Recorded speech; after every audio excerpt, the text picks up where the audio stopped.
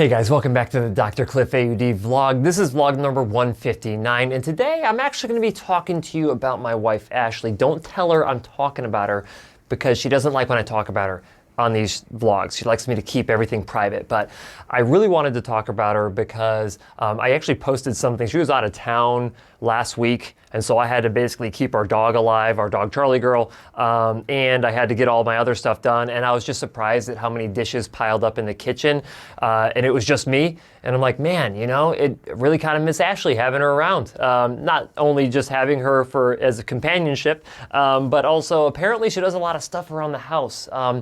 If you guys don't know anything about me or know very little about my personality, I'm just kind of like I don't know, I'm just out there. I mean, I'm always off doing the next thing, and I'm working on a bunch of projects, and I'm like the Energizer Bunny, I just never stop. But that also creates a lot of potential chaos, you know, in my life. So it's really helpful to have my wife Ashley around because she's more of like the calm, make sure that different things get done, you know, take care of the house significantly. But I want to go into a little bit of a backstory because I don't want you to think that Ashley is just kind of like behind the scenes, like wife who takes care of the house and stuff like that. If you guys could though, if you like me talking about my personal life a little bit more, go ahead and hit that like button. Helps out the channel. I really appreciate it. But if we go back, so me and Ashley met when I was actually in the Marine Corps, and we met before I went on deployment. So we talked a little bit when I was on deployment, but when I came back, ended up, we really just started dating at that point. And, you know, I moved to the Midwest. I lived in Joplin, Missouri. I did massage therapy. She was going to school to become a nurse. So she had her bachelor's degree in kinesiology, ended up going to nursing school, graduated with her nursing degree. I want to say it was around 2007.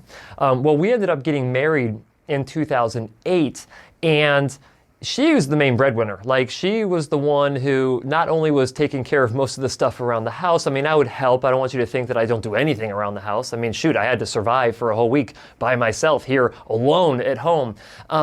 But she worked really hard. I mean, she worked overtime for years when we were getting started, really after we got married. And then I decided to go back to school to get my degree. I actually got my undergraduate degree in exercise science. We had moved up to St. Charles, Missouri.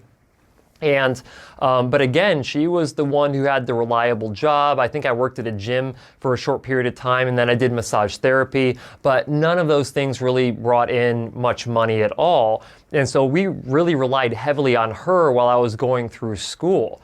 And school lasted a long time. I mean, I was in school from, I think, like 2000, it was like beginning of 2009 through 2016. So it was a good 7 years going through undergrad and through grad school. And I can just remember like going through grad school, and I mean, I fortunately had the Illinois Veterans Grant, so tuition was covered because of my time spent in the military. But anything from rent, you know, food, utilities, you know, transportation, like all of that was the responsibility of Ashley. And so she worked a lot during that time. And then when I ended up getting my fourth year externship out in Phoenix, it did pay a little bit, but not a lot. And again, she figured out a way to get an interview with Mayo Clinic by reaching out to different people, kind of someone knew someone and that person knew another person, and ended up arranging an interview. And they were looking for I think it was like a team leader position, but they typically like to hire from within the hospital. If someone's been on the team for a while, they would promote from within before hiring someone else. But Ashley, she had practiced so much for her interview for Mayo Clinic that they called and said, hey, we are hiring internally for the team leader position, but we were so impressed with your interview that we want to bring you in to replace that person's position on the team. So it was just like, you know, she worked so hard to even get the interview set up, and then she freaking crushed the interview. When people practice for interviews, I mean, like, she practiced. She read books on how to interview better, and everything from how you think about how to answer questions, all of that, she just spent hours and hours and hours of time on. And that's really what you have to do if you want to get into a really good position, right? And so that's what she did. She put in the time and the work necessary to make sure that we were going to be taken care of when we ended up moving to Phoenix and we didn't know a single person out here. And so I ended up doing my externship here in Phoenix, learned a ton over the course of that time, and then I stayed on with that particular clinic for an extra 8 months. And Ashley had continued to work at Mayo. And she continued to work at Mayo, and I graduated in 2016, started the clinic in mid-2017. She worked at Mayo for another couple of years after that till the end of 2019. Now, the reason, and here's the thing, when I first started the clinic, I made no money. I mean, I made some money, but that just went to paying rent and paying for all the supplies and paying back the loan that I had to start the clinic. And so again, she literally supported everything from rent, utilities, food, transportation, all of that. She basically paid for all of it because there was no other money that I was bringing in. And so I had promised that, after I think about 6 or 7 months, that I was going to start taking at least a small paycheck from the clinic once it kind of got its feet underneath it. And but even for the next couple of years, I didn't really make a ton of money through the clinic. It started. I remember I had made it was like $40,000 in my first year, and I'm like, oh my gosh, I'm rich, because that was like the most money I've ever made. I mean, I think that my best year in the military, I probably made like $18,000 or something like that. Maybe it was like $20,000 in the military, but like that's nothing. Unfortunately, or fortunately, you don't have any living expenses when you're in the military. You eat at the chow hall. Your rent is basically covered, so all the money that they pay you is spending money or saving money, and so really she had to foot the bill for a lot of this stuff early on. And it wasn't until really towards the end of 2019 that we're like, okay, the clinic is working well enough. We're making enough money to where you could technically, if you wanted to, leave Mayo Clinic and come work for the clinic, for our clinic, our audiology clinic. And that's what she decided to do. And then you guys are probably aware that COVID hit I think a couple months after she actually left Mayo Clinic. And so we're thinking like, man, okay, our clinic just shut down and we had no patients coming in, no money coming in. We still had payroll to meet and rent to meet. And we're like, man, was this the biggest mistake ever, having Ashley leave her position? And so we were like, does she need to go back to work at Mayo Clinic? But, fortunately, at least in Arizona, COVID ended up kind of subsiding quicker than it did in other parts of the country, meaning we kind of got back on with our lives as a state where other states were not quite getting back on with their lives yet. And so through wearing masks and doing sanitation and stuff like that, we were able to open the clinic back up again. And Ashley really came in and kind of took over from an office management position to the point now where she is the clear leader inside of our audiology clinic. It is not me. I am either in a treatment room, working with patients, training our extern Kelsey, training our other audiology staff to make sure that we're all on the same page with the high level of treatment of best practice care that we're trying to uphold. And but everything else, it goes through her. People don't even come and ask me questions anymore because they know that the person that you should ask to go get the answer and to make sure that stuff gets done is Ashley.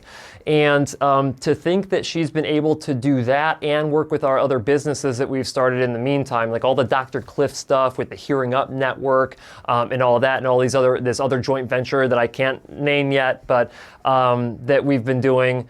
And to see that she's just continued to thrive with that. I mean, the other night she was up till 9 o'clock at night still working, and I'm like, man, I'm supposed to be the one who's still working late into the night, and I do most nights, but some nights she outworks me, which is it's just cool. But we're actively trying to find someone that we can hire to kind of take some of the burden off of her, because she's had to shoulder a lot of the responsibilities, and she's tried to delegate different responsibilities inside of the clinic. But at the end of the day, there's certain things that we really need one point person to be in charge of.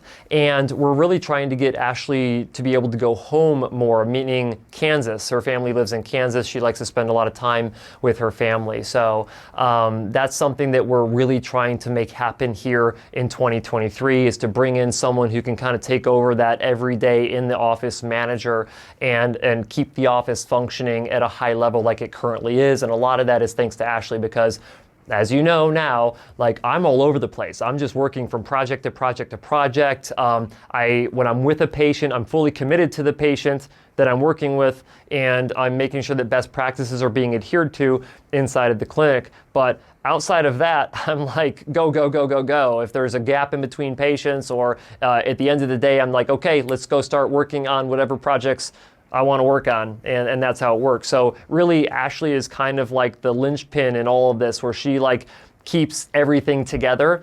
And because if it was just on my shoulders, everything would be crazy and it'd be a very chaotic experience when you came into the clinic. So I'm more of the visionary. She's more of the person who's like, okay, we're just going to get it done, and here's what we're going to do to make sure that it gets done. So I really, want you guys to know how much I appreciate her, and then all the stuff that I'm doing project-wise would not be possible if it wasn't for her support with all of this. So you guys know now how important she is to this entire Dr. Cliff journey that we're all on right now. So if you guys want to leave some comments in the description of support for Ashley and letting her know how much you appreciate all the hard work that she puts in, I would greatly appreciate it. With that said, hopefully you enjoyed this kind of more like in-depth look at how we kind of work together. We may do some more joint stuff on this vlog. I'm not sure. She's got a whole lot of other stuff to do, so until we find an office manager, that's probably not a reality. But maybe I'll start doing a couple of these where I'm talking about how different people in my life have impacted where I'm kind of at today. So I can think of my parents, my brothers, other key figures over the course of my life, different people that I've grown a chance to meet and get familiar with in the military, and a whole variety of different walks of life. So let me know if you guys would be interested in that. But that is really all I have time for today. I mean, I don't know if you guys can hear this, but it is raining really loudly outside, to the point where I can hardly even understand what I'm saying because it's so distracting. But if you like the video, guys, go ahead and give it a thumbs up. And as always, I will see you next week.